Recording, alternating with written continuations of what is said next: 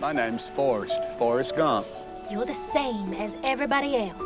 You are no different. Your boy's different. Are you stupid or something? I'm as stupid as a stupid does.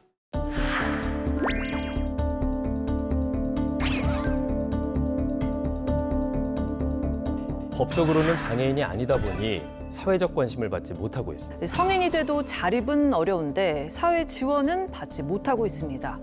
전세 사기 피해자 지원 및 주거 안정에 관한 특별법 가결되었음을 선포합니다.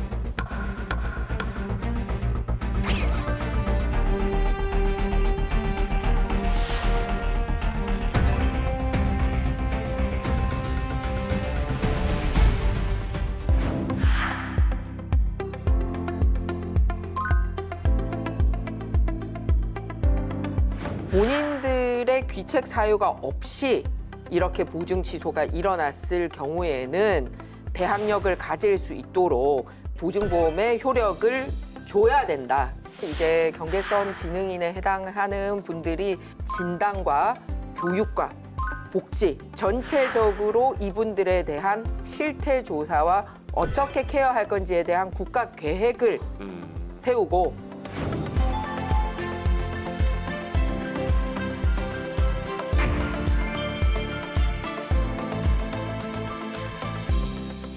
부산이 사랑한 영원한 연재의 딸, 다시 희망 정치를 외치는 다시 희정, 연재고 떡순이 국민의힘 김희정 의원 자리하셨습니다. 어서 오세요. 예, 반갑습니다. 김희정입니다.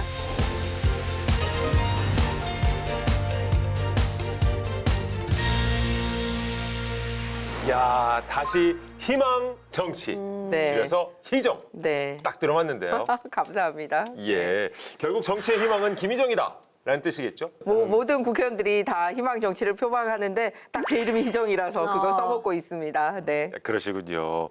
자, 희망의 이제 3월이라고 볼 수 있습니다. 본격적인 봄이 시작될 텐데 요즘 어떻게 좀 보내고 계세요? 금기원래라고 국회의원들은 이제 금요일 저녁 때 이제 지역구에 가서 월요일 아침에 국회로 복귀를 하는데 주말마다 사람을 만날 수 있는 행사가 이 3월부터 막 이렇게 생기는 겁니다. 그래서 진짜 바쁘시겠네요. 좋죠. 사람 많이 만나면. 네. 어딘가에 딱 도착했는데 사람이 많이 있잖아요. 우와, 만날 수 있는 사람이 이렇게 많아? 막 이렇게 되는 거니까. 아, 그럼 저희가 우리 방청객분들도 함께 모실 걸 그랬어요. 아니요, 이 방송 예. 여러 번 틀어주시면 됩니다. 좋습니다. 네. 네. 3월에 이렇게 바쁘신 예정 가운데 그 토요일마다 또 국민들하고 특별한 데이트를 하신다고 들었어요. 이것도 네. 또 하나의 일정인 것 같은데 좀 소개를 해주시죠. 네, 집중 민원의 날이라고 운영을 하고 있는데요. 일명 김희정과 토요일에 속 시원한 데이트입니다.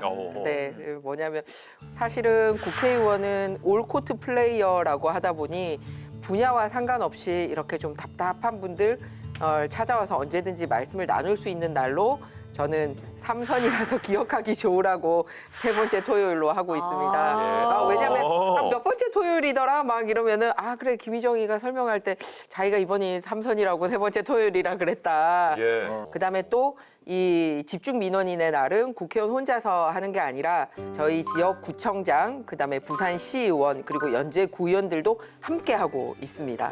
네. 의원님께서 말씀해 주신 것처럼 우리 김희정 의원님께서 삼선이십니다. 부산에서는 유일한 여당 삼성 의원이시기도 한데 그것은 딱 이렇게 정리할 수 있겠죠. 부산 연지에서 그만큼 오랜 기간 사랑받고 계시다 이런 뜻일 것 같은데 의원님 이렇게 오랜 시간 쭉 주민들의 사랑을 받는 비결 뭘까요? 사실은 저는 낙선도 해본 사람입니다. 그래서 이번에 국회에 돌아온 다음에 제가 국민의힘 저처럼 한 번이라도 쉬었다가 돌아온 국회의원들이 7명이 있어가지고요. 돌초라고 만들었어요. 돌초? 예. 돌아온 초심. 초심. 예. 정말 공직을 시작할 때 그 마음, 그리고 제발 저를 선택해 주세요 할 때 그 초심을 잃지 말자. 그래서 우리가 모임 이름도 돌초, 늘 돌아온 초심으로, 마음은 늘 초심인 상태로 저에게 이 자리를 맡겨주십시오 할 때 그 마음을 잃지 않는 거, 그게 중요한 것 같고요. 그게 좀 부족했을 때는 저도 낙선을 했고요. 근데 그게 다시 이제 주민들 보기에 다시 할 만하다 했을 때는 또 재선택받고 이런 과정을 거친 것 같습니다.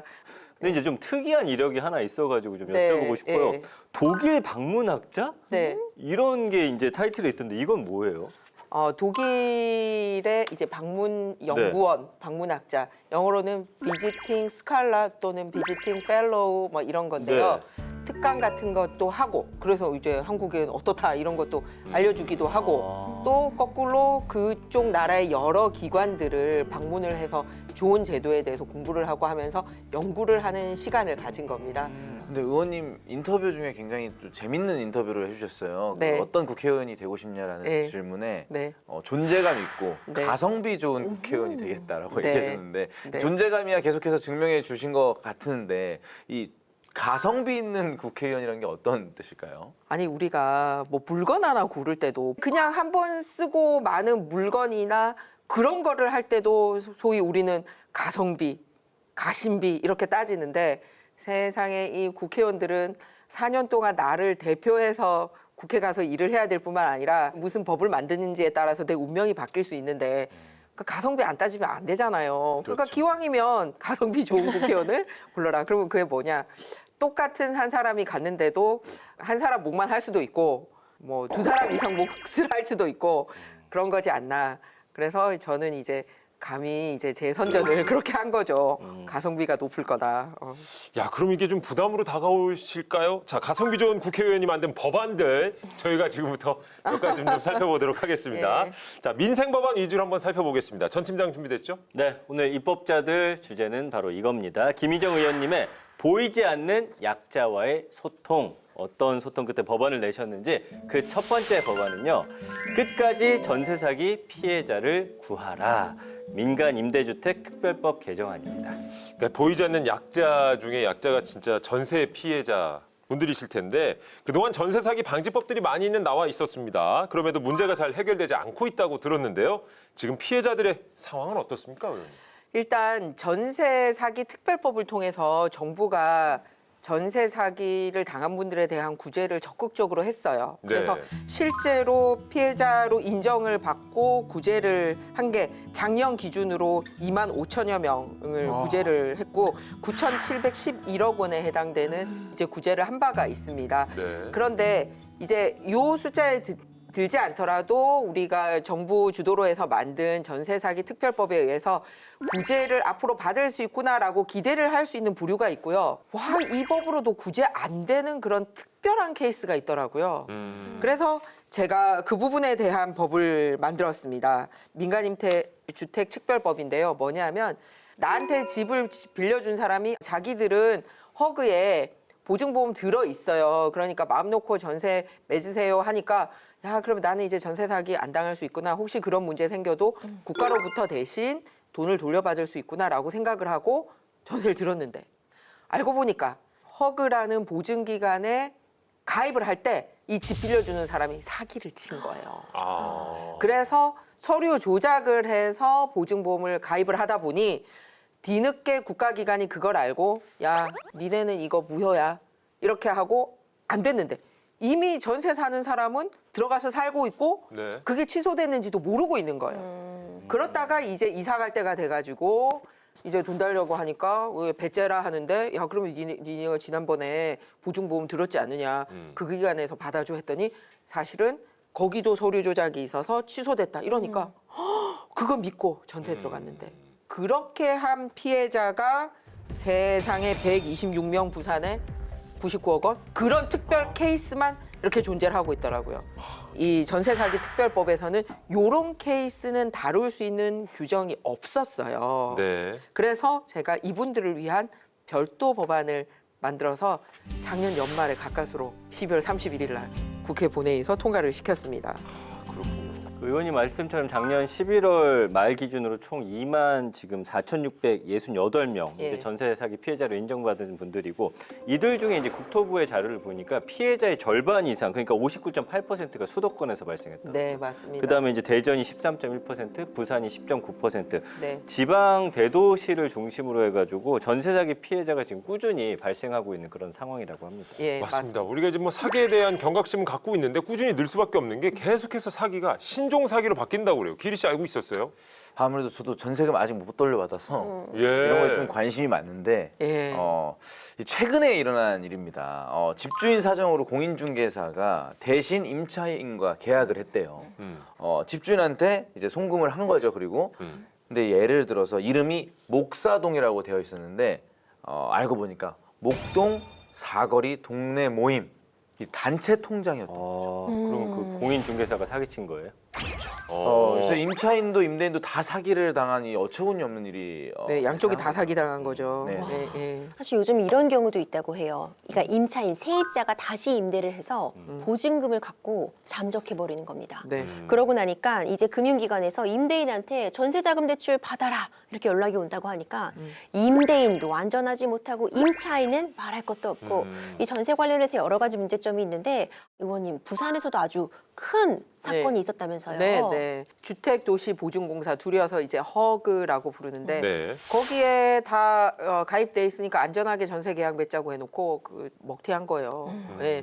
비단 이번에 부산 사고뿐만 아니라 전국적으로 보면 대부분 전세 금액이 3억 안짝. 그다음에 20, 30대 막 이제 사회생활 시작하면서 처음 전세 맺는 요런 사람들이 많이 당하는 거예요. 그래서 네.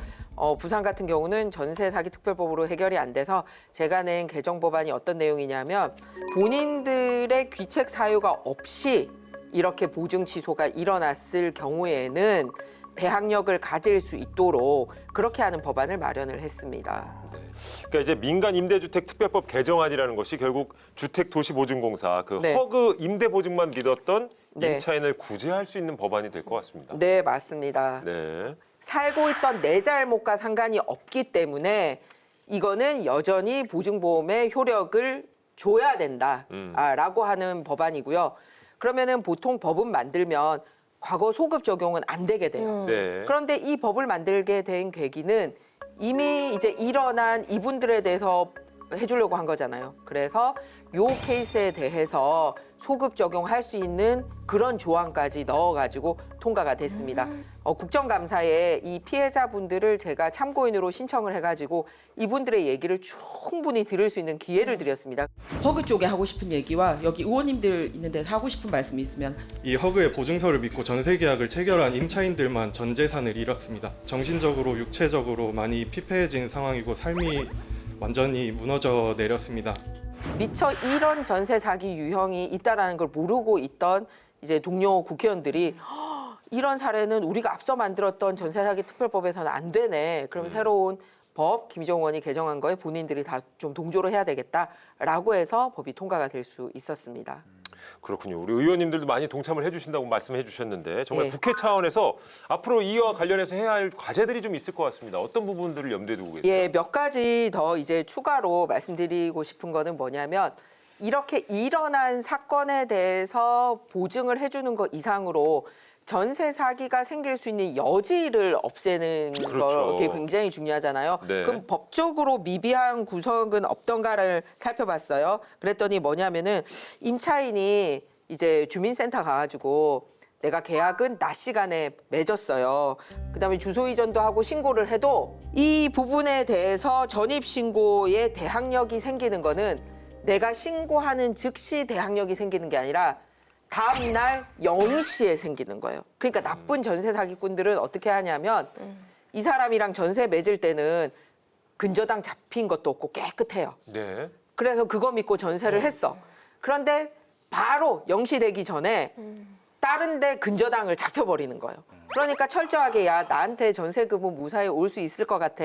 내가 1순위야 이렇게 믿고 있었는데 네. 중간에 근저당 잡혀버리니까 사고 생기면 못 하잖아요. 그래서 요렇게 시간차 전세 사기를 하는 사람들이 있더라고요. 그다음에 또 하나는 이제 요런 변동 사항이 있으면은 소위 집주인만 변동사항이 있다는 걸 알지 그 안에 살고 있는 임차인들에게는 아무것도 안 알려줘도 되게 돼 있어요. 그러니까 내가 살고 있으면서 계약한 사람은 이분이랑 계약을 했는데 집주인이 이렇게 바뀌기도 해도 나한테 바로 필수적으로 연락이 오거나 또는 내가 계약할 때는 근저당 안 잡혀 있었는데 추가로 근저당 잡혔다고 내가 알게 되거나 이게 전혀 법적으로 의무사항이 없어요. 그래서 이것도 주택임대차보호법을 통해서 이런 변동사항이 생기면 임차인들에게도 반드시 알려야 되는 법안 준비를 하고 있는 상황입니다. 전세 사기가 정말 뿌리 뽑히는 날까지 좀 애써주시고요. 네. 자, 계속해서 다음 법안도 보겠습니다. 네, 김희정 의원님의 보이지 않는 약자와의 소통법 그 두 번째는요. 좀 느리다고 외면하지 마세요. 경계선 지능인법 제정안입니다. 네, 이 경계선 지능인 최근에 관련된 얘기가 많이 나와서 아시는 분들은 아시겠지만 아직까지 좀 생소한 분들 계실 것 같은데 어떤 사람들인지 소개를 우리 의원님께서 좀 해주신다면요. 네, 일단 우리나라 이제 평균 이제 그냥 일반적으로 생활하는데 불편함이 없는 평균 IQ를 이제 85 정도로 보고 있고 저희가 국가적으로 이제 장애인으로 분류를 해서 좀 도움을 주고 있는 IQ가 이제 70 이하로 보고 있습니다. 그러다 보니 요 71에서 85 사이에 생기는 분, 장애인은 아니세요. 예. 네, 장애인은 아닌데 그렇다고 완전히 이제 일반인들하고 똑같은 속도로 뭔가를 하면은 뭔가 저 친구는 조금 느린 것 같아 이런 느낌을 주는 사람이 있거든요. 네. 그래서 오히려 이런 분들은 빨리 발굴을 해가지고 그분들에게 맞는 교육을 해야지 나중에 이분들에게 들어갈 사회적인 비용도 줄이고 또 주변 사람들과 함께 더 좋은 삶을 영위해 갈 수 있지 않나라고 해서 만든 제정법안입니다. 경계성 지능인. 네. 예. 저는 그 영화 속의 한 캐릭터가 딱 떠오르는데 예. 혹시 의원님 포레스트 검프 네. 기억하십니까? 예, 명작이죠 예. 정말. 그래서 그 영화 나온 지가 작년이 30년 돼 벌써 그렇게 가지고요. 됐군요. 작년에 극장가에서 30년 기념으로 리바이벌 네. 했었습니다. 그때 굉장히 임팩트 있게 봤을 텐데 전형적인 경계성 지능인입니다. 그 주인공을 연기했던 톰 네. 행크스. 예, 맞습니다. 그 포레스트 검프라는 극중 인물이 약간 경계선 지능인. 아, 예, 바로 그 전형입니다. 경계선 지능인의. 예. 굉장히 착하고 밝고 안쪽 분야에 발달해 있는 게 있는데 뭔가 조금 느리고 뭐 그랬잖아요. 예. 네, 포레스트 검프를 생각하면 됩니다. 그러면 이해가 예. 좀 빠른 것 같습니다. 방금 말씀드렸던 이 경계성 지능인이 굉장히 많다고 얘기를 들었거든요. 예. 한 어느 정도 되는지 알 수 있어요? 전민기 팀장이 한번 2023년 기준으로 보니까 우리나라 총 인구 5,171만 명 중에 경계선 지능인이 약 700만 명. 그러니까 전체 인구의 13.6%로 추정이 되는데 생각보다 상당히 많죠. 예, 굉장히 많죠. 네, 예. 특히 전체 경계선 지능인 중 80만 명이 학령기 학생으로 한 학급에 한 두세 명 정도는 이 경계선 지능인으로 예측이 되고 있습니다. 그래서 작년 한국교육평가원의 초등학교 경계선 지능 학생 실태 분석 연구를 보니까 조사 대상 그 초등학생 35만 6천 명 중에서 약 4.6%인 그 16,414명 정도가 지금 경계선 지능 학생으로 분류가 됐다고 합니다. 네. 그래서 저희가 단어로는 이제 법적인 용어는 경계선 지능인인데 이제 느린 학습자라고 부르고 느린 있기도 학습자. 느린 네, 느린 학습자다. 학습자라고 예, 하고 있습니다. 예. 자, 그런 이제 경계선 지능인, 그러니까 느린 학습자들에게 도움을 또 문제를 해결하기 위해서 이 법안을 내신 네. 거겠죠? 네, 정확히 좀 맞습니다. 어떤 문제를 좀 고려해 주셨는지 한번 짚어주실 수 있을까요? 일단 첫 번째는 저는 이제 경계선 지능인에 해당하는 분들이 IQ로 어디에서 어디 사이다 이렇게 말씀을 드렸지 않습니까? 네. 그런데 그동안은 단어 자체도 이렇게 경계선 지능인이라는 법에 이렇게 다 규정이 되어 있지 않고 법보다 더 하위 단계인 조례에 이 정의를 하고 있는데 조례는 시도별로 다르거든요. 심지어는 나이로 아예 어린 사람만 요 대상에 두는 경우도 있고, 그다음에 IQ를 정확하게 명시를 하고 있지 않은 경우도 있고 이러다 보니 조례로만 있는 것을 명확하게 상위법으로 경계성 지능인 이제 지능지수 얼마에서 얼마 사이에 있는 이제 국민으로 한다 이렇게 해서 딱 정의를 내리는 게 첫 번째고요. 네. 그다음에 어떻게 발굴을 할 것인가에 대한 문제도 있습니다. 그래서 이런 사람에 대해서는 어떤 진단 키트를 통해 가지고 발굴을 하면 이 학생들을 위한 특별학습은 방과 후에 또 특별히 이런 프로그램을 하자라든지 이런 걸 정리를 할 수 있잖아요. 그래서 진단과 교육과 복지, 그다음에 성인 때에서는 취업 부분까지 전체적으로 어떻게 케어할 건지에 대한 국가 계획을 세우고 이렇게 매 연별로 5개년 단위로 해보자. 그런 전체적인 틀을 만든 법안을 제가 제정을 하게 된 겁니다. 끝까지 책임지자 이런 뜻으로 읽혀지는데요. 네. 근데 가장 우선적으로 해야 할 일은 역시 이 경계선 지능인을 빠르게 발견하는 것이 아닐까라는 생각도 드는데요. 네. 그래서 시작도 중요할 것 같습니다. 예, 제도적 공백이 장애 판정 기준이 아까 말씀드렸듯이 네. 빨리 진단을 하고 지자체별로 차이가 있는 게 요 법이 통과가 되면 이제 똑같이 되니까 지자체와 지방교육청을 통해서 학생들을 상대로 해서 검사를 해볼 수 있는 기회를 가지는 거죠. 그리고 어떤 학습을 추가로 국가가 국비를 들여가지고 좀 맞춤형으로 해줄 수 있는지. 예. 그다음에 교우관계에 있어서는 이런 학생들을 위해서는 교우관계 지도를 또 어떻게 할 건지. 요게 이제 다 시리즈로 나와 있습니다. 아까 포레스트 검프 영화도 잠깐 얘기하셨는데 이 아무래도 선진국에서는 경계선 지능인에 대해서 어떤 지원들이 이루어지고 있는지 좀 궁금합니다. 네, 제가 아까 그 어느 나라 갔다 왔다고 말씀드렸죠? 독일이요. 독일이요. 예, 맞습니다. 그래가지고 유럽의 경우에 이제 이런 게 많은데요. 독일의 경우는 제가 갔다 와서 상세히 좀 말씀을 드리겠습니다. 독일에서는 법적 용어로 경계선 지능인이라는 말을 쓰지 않고 학습장애라는 용어를 사용하고 있고요. 준장애인으로 직업훈련하고 근로하는 데 있어서 별도의 혜택을 볼 수 있도록 하고 있습니다. 그래서 주 중에 이런 분들을 위한 특별 훈련 시간을 국비로 하고 있어요. 추가로. 국비로. 예. 그래서 직업 훈련 준비에서 수료까지 다 100% 국가에서 맞춤형으로 왜 마이스터를 기르는 나라잖아요, 독일이. 그러니까 이분들에게 맞는 그런 특별한 기술을 가르치고 사회생활을 할 수 있도록 하고 있는 게 독일에서 있었습니다. 이제 독일 근처에 있는 이제 EU의 같은 스페인 같은 경우는 경계선 지능인 고용했을 때 주는 지원금 제도를 별도로 두고 있습니다. 그래서 이분들에 대한 취업 또한 이렇게 장려하고 있는 거죠. 그다음에 일본 같은 경우는 학교 교육법에 아예 별도로 두고 있어가지고 정규 교육 이외에 요 판정을 받은 사람들에게는 반드시 더 추가 교육을 얘들한테 맞춤형으로 시키도록 그렇게 법이 정해놓고 있습니다. 자, 저도 이 경계성 지능인에 대해서는 사실 깊게 생각해보지 못했던 것 같아요. 이렇게 보이지 않는 부분, 그리고 법에서 미처 발견하지 못했던 부분까지도 세심하게 살펴주시는 의원님의 노력, 정말 꼭 필요한 상황이 아닌가 싶습니다. 의원님께서는 또 여성가족부 장관도 하셨어요. 그만큼 저출생 문제에 대해서도 굉장히 많은 관심, 노력 기울이시고 있는 걸로 알고 있는데 관련해서 법안도 많이 내셨습니다. 최근에 이 저출생 관련해서 굉장히 좋은 성과도 있었다고 들었거든요. 네, 이게 이제 제가 냈던 저출생 대응 3법이 이제 다른 의원님들이 낸 것과 같이 해서 이렇게 종합해서 통과가 됐는데요.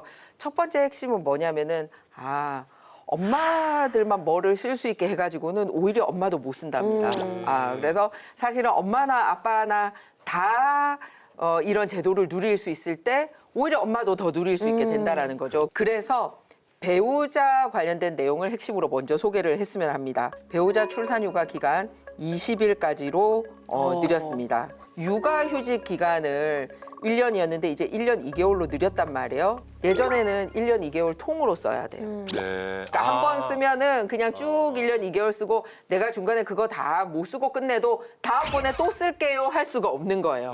그런데 이번에 바꾼 거는 어떻게 하냐면 분할해서 써먹기. 쪼개서 쓸 수 있게. 쪼개 쓰기. 그래서 1년에서 1년 2개월로 늘린 것도 있지만 분할해서 사용할 수 있는 게 딱 맞춤형으로 쓸 수 있는 부분이다라는 말씀을 드리고 싶습니다. 그리고 사실은 요즘은 그 난임 불임 부부가 굉장히 많아요. 이래서 난임 치료에 대해서도 휴가를 공식적으로 하는 부분이 법안에 들어갔습니다. 그다음에 임신 초기 및 출산 직전 여성 근로자의 1일 2시간 근로시간 딱 이렇게 하는 걸로 해가지고 여러 가지 임신했을 때 위험에서 벗어나서 안전하게 출산 준비를 할 수 있도록 이렇게 마련이 됐습니다. 자, 이런 입법 활동도 정말 중요합니다만 또 부산 연제구의 아주 가성비 좋은 국회의원으로서의 역할도 크지 않으십니까? 네. 연제 구민에게 드린 약속들도 잘 진행하고 있으신 거잖아요. 네, 그렇습니다. 일단 저희 부산 연제구는 부산에서 제일 한가운데 딱 자리 잡고 있습니다. 그래서 부산시청, 법원, 검찰청, 경찰청, 뭐 종합운동장, 시립의료원, 연극관리공단 이런 부산의 주요 언론사 해서 다 이제 연제구에 있어요. 예. 네, 그래서 대도시는 교통 문제가 굉장히 좀 심각하지 않습니까? 그래서 오랫동안 염원이었던 황령산 이제 터널 관련돼서 3,699억 원 뭐 이 정도 되는 겁니다. 그래서 그게 이제 올해 처음으로 국비가 배정이 됐어요. 그렇게 하면 이제 육거리와 황령산 건너편에 부산의 다른 이제 항구로 나가는 바닷가 쪽 나가는 길과 이렇게 바로 연결될 수 있는 길이 개통이 될 수 있고요. 또 하나는 주거 환경 개선에 굉장히 관심들을 많이 기울이고 있어요. 그래서 구도심 형태, 그러니까 주택 형태를 지키면서 마을을 좀 더 깨끗하게 할 수 없을까 해서 국토부가 새로 시작한 사업이 있어요. 뉴빌리지 사업입니다. 뉴빌리지. 네, 뉴빌리지. 제가 부산 연제구에 이번에 할 수 있는 국비를 따왔습니다.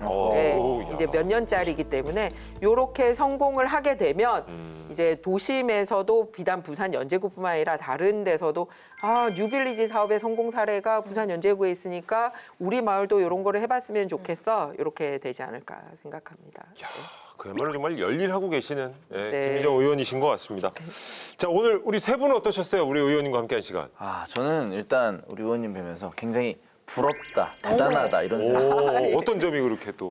우리 의원님이 굉장히 머리숱이 많으시더라고요. 정말 제가 올해 들어서 이렇게 빽빽한 머리숱은 처음 본 것 같거든요. 법안을 하나 만드시는데도 정말 빽빽하게 누구 하나 사기꾼 더 생기지 않게 빽빽하게 이 법안을 만드시는 모습이 참 대단하다고 또 느꼈습니다. 감사합니다. 저 어디 가면 머리숱 얘기 많이 듣는데 비유해가지고 이렇게 앞으로도 빽빽한 입법 활동 부탁드리겠습니다. 누가 머리숱 많아 이러면은 의정 활동도 빽빽하게 하겠습니다.